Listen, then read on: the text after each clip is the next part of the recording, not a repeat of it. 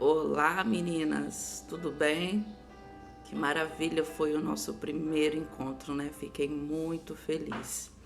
Dando início agora ao nosso módulo 2.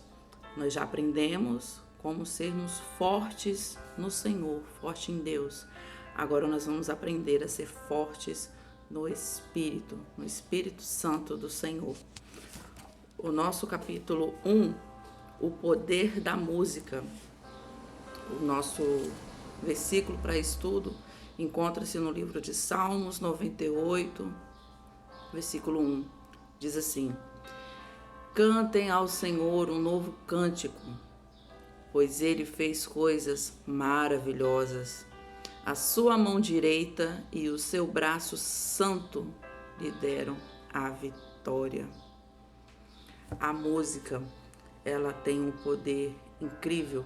Ela consegue nos levar a lugares onde muitas vezes nós sozinhos não conseguimos.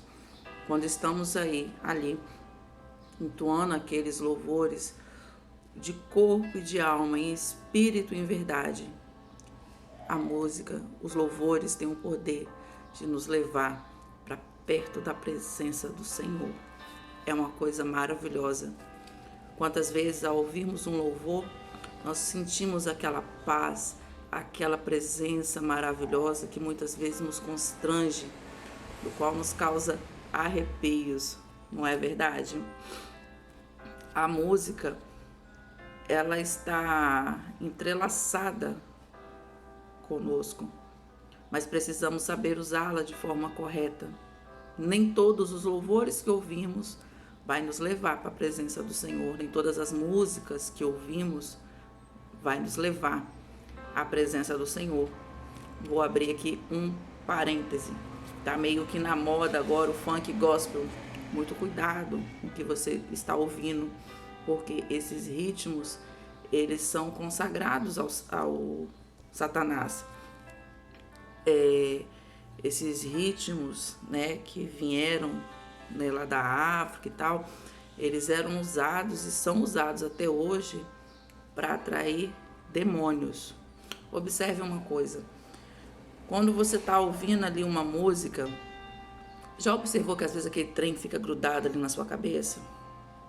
Muitas das vezes não é a letra que fica ali impregnada na sua mente, e sim o ritmo, a melodia. Então por isso nós temos que ter muito cuidado, ok? Porque são brechas e são portas, né? A gente não pode, tem que ficar muito esperto quanto a isso. Devemos buscar sempre ouvir músicas do qual elevem o nome do Senhor, edifiquem o nome do Senhor. Amém? Aqui no nosso texto tem algo que eu achei assim muito interessante, que no Antigo Testamento a unção estava mais frequentemente associada ao derramamento de óleo sobre um rei, né? Quando os sacerdotes e os profetas faziam isso, né? Então isso estava bem relacionado a isso. É ungido do Senhor. Por quê? Porque um profeta, um sacerdote, derramou ali um óleo sobre ele, né? Sobre a direção do Senhor. Depois, quando veio o Novo Testamento, a unção representava a habitação e o poder do Espírito Santo para revelar que Cristo estava ali. E depois, a partir de Cristo, que o Espírito Santo do Senhor estava ali, né? Porque o Senhor, ele derramou o Espírito Santo sobre os seus discípulos. É maravilhoso. Então devemos ter muito cuidado com o que a gente está ouvindo, tá bom? Capítulo 2, confiante e capaz.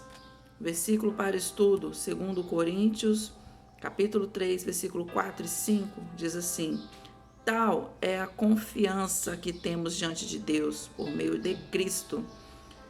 Não que possamos reivindicar qualquer coisa com base em nossos próprios méritos, mas a nossa capacidade vem de Deus. Tudo aquilo que nós vamos fazer, todas as nossas habilidades naturais, foi do Senhor que pré-estabeleceu isso, antes mesmo de sermos gerados por nossa mãe. É muito lindo ver todo esse cuidado do Senhor, porque para que isso aconteça de forma correta, ele pega as genéticas do nosso pai e da nossa mãe, para que nós venhamos ter aquele temperamento do qual é necessário para que se encaixe com essas habilidades, que depois vai ser todo assim um conjunto para que possamos cumprir o nosso propósito aqui na Terra. Aqui tem um trecho do livro que diz assim: por minha conta, estou certa de que sou incapaz. A boa notícia é que não precisa ser assim, porque Deus é quem nos capacita. Deus é quem nos dá toda a nossa capacidade, mas nós podemos pedir também ao Senhor. Por exemplo, se você é uma pessoa que não tem ali muita facilidade de lidar com as pessoas, você pode pedir amor ao Senhor, né? Até a nossa pastora pregou sobre isso no último domingo. Nós podemos pedir ao Senhor que Ele vai nos atender. Se você é uma pessoa que não tem muita paciência, você pode pedir ao Senhor, mas cuidado com o que você pede e a forma com que você pede. Porque se você pede paciência, o Senhor Ele vai te dar situações ao contrário, situações contrárias, para que você venha treinar, para que você venha estabelecer. O rei Davi, ele orou: cria em mim um coração puro, ó Deus, e renova dentro de mim um espírito estável. Não me expulse da tua presença, nem tire de mim o teu Espírito Santo. Nós precisamos ter muito cuidado com o nosso coração. O nosso coração é o altar do Senhor. O Senhor Ele não está nem aí para o dinheiro que a gente tem, para a nossa condição financeira, para quem nós somos. O que interessa para Ele, unicamente, exclusivamente, é o nosso coração. E nós não podemos permitir que nada de ruim fique nele. Nada, nada, nada. Nós temos que procurar ter um coração puro para que o Espírito Santo do Senhor habite em nós. Ele é o nosso Consolador. Amém?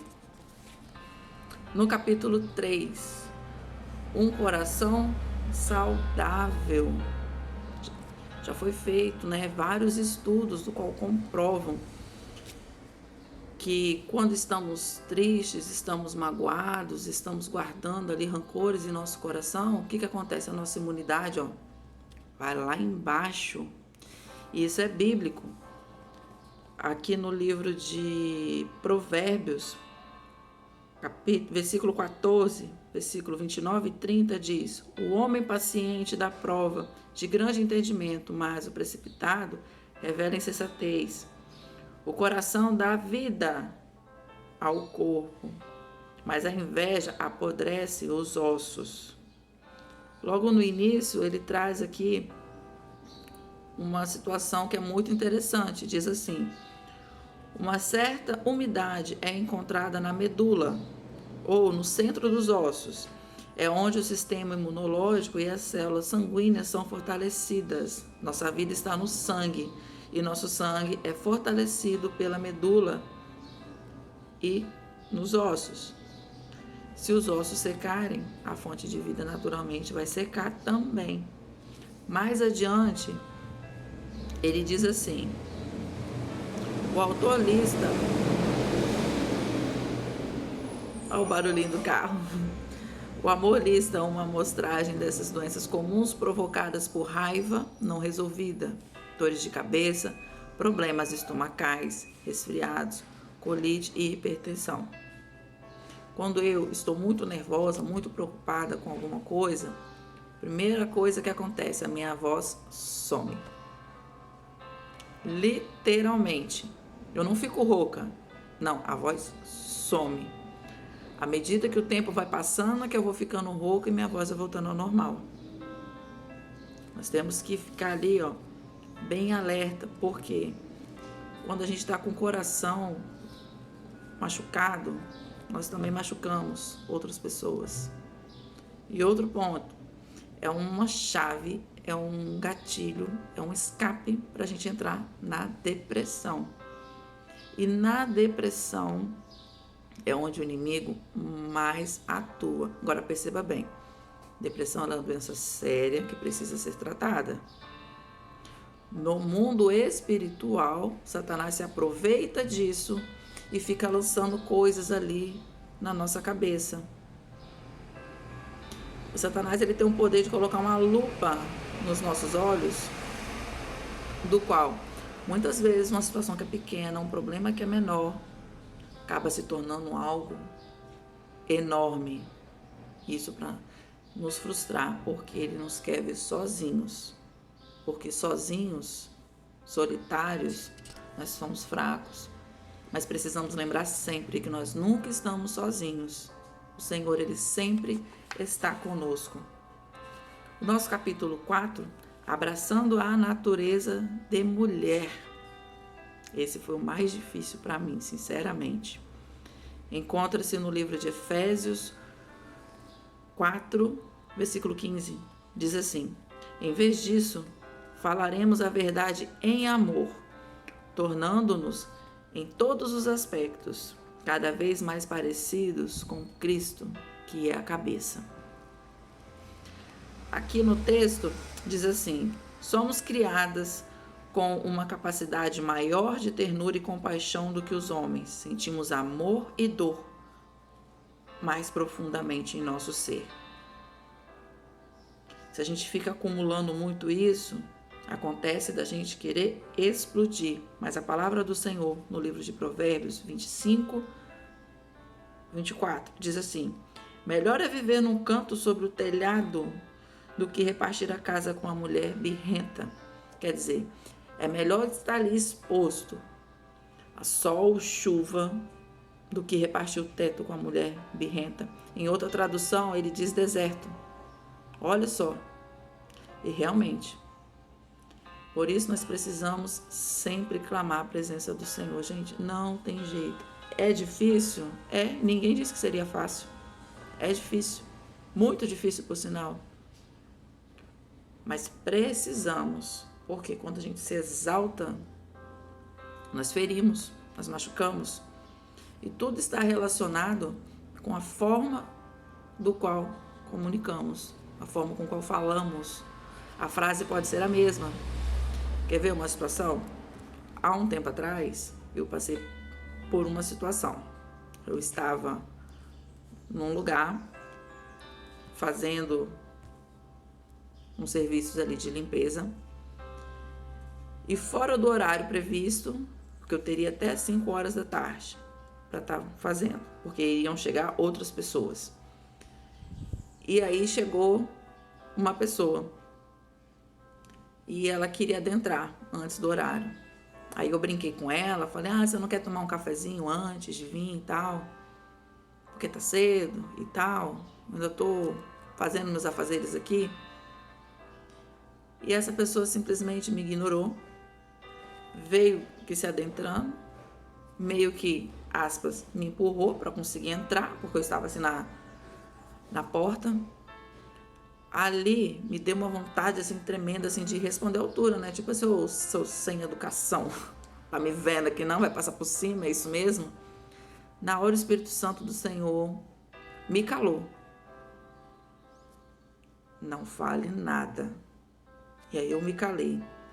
Nesse mesmo instante entrou ira no meu coração e Satanás já veio na minha mente com calúnias e defamações sobre essa pessoa. Passado outro dia, eu descobri que essa pessoa tomava medicações sérias e naquele dia ela não teria tomado. Então, quer dizer, aquele comportamento que ela teve foi porque ela não tinha tomado a sua medicação. Mas está vendo como Satanás ele não perde oportunidade? Ele não perde. Por isso que a gente precisa estar vigilantes e atentos. E por que que nesse dia eu meio que fraquejei, vamos dizer assim? Porque naquele dia eu ocupei o meu dia todo, eu não fiz o meu devocional pela manhã, como eu faço todos os dias, eu não orei ao Senhor e saí de casa. Ou seja, eu não estava com a armadura, eu não estava com a minha mente protegida.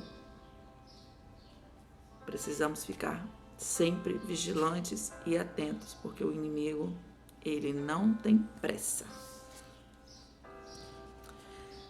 devemos procurar conversar, sempre com amor, com carinho, porque a gente nunca sabe como que está sendo o dia daquela pessoa. Às vezes aquela pessoa não está no dia bom. Às vezes aquela pessoa naquele dia não tomou seu medicamento. Precisamos ter esse hábito de colocar num lugar do outro. Isso evita muito problema, muita confusão. Amém? Capítulo 5. Calma e poderosa. O texto se encontra no livro de Provérbios, capítulo 15, versículo 1. A resposta calma desvia a fúria, mas a palavra ríspida desperta a ira. É o que eu estou acabando de falar. A gente tem que ter muito cuidado com a forma com que a gente fala as coisas, para não estar magoando, ferindo alguém. Aqui no texto diz assim: eu encontrei o segredo para ser ouvida. É realmente bem simples. Se quiser ser ouvida, fale de maneira como gostaria de ouvir. Meus filhos, meu marido, meus funcionários, meu cachorro, todo mundo, na verdade, ouve mais quando eu falo as coisas de maneira como eu quero ouvir. De forma gentil e respeitosa. Não é o volume ou a repetição das palavras que ganha atenção, mas o respeito e o compromisso com os outros.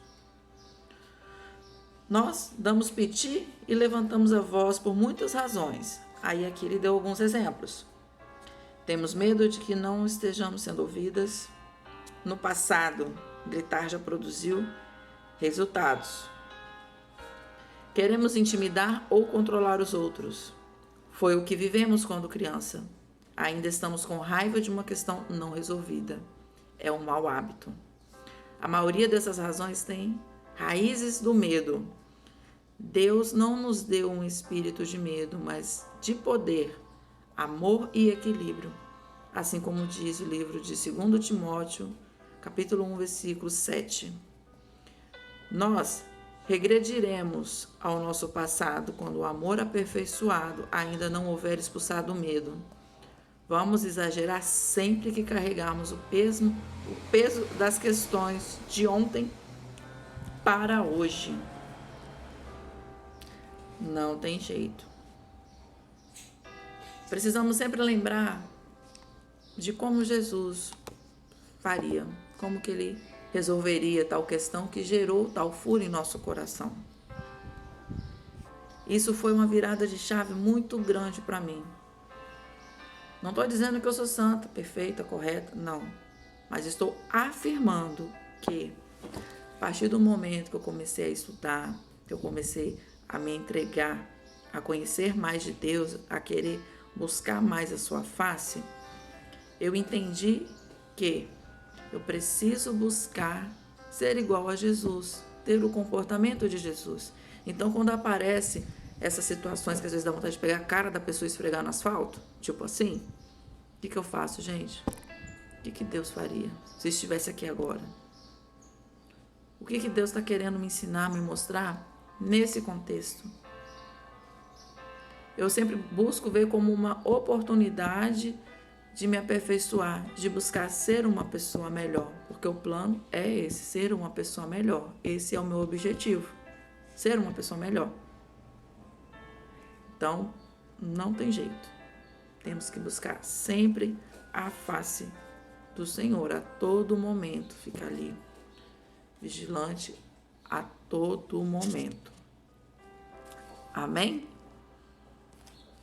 Eu esqueci, temos que declarar as nossas frases proféticas.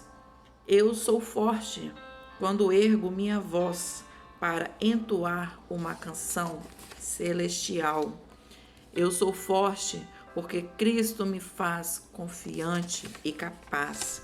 Eu sou forte quando mantenho um coração alegre e saudável. Eu sou forte quando abraço e celebro minha natureza, falando verdade em amor. Eu sou forte quando falo de um jeito calmo e poderoso. Amém? Declare isso aí também.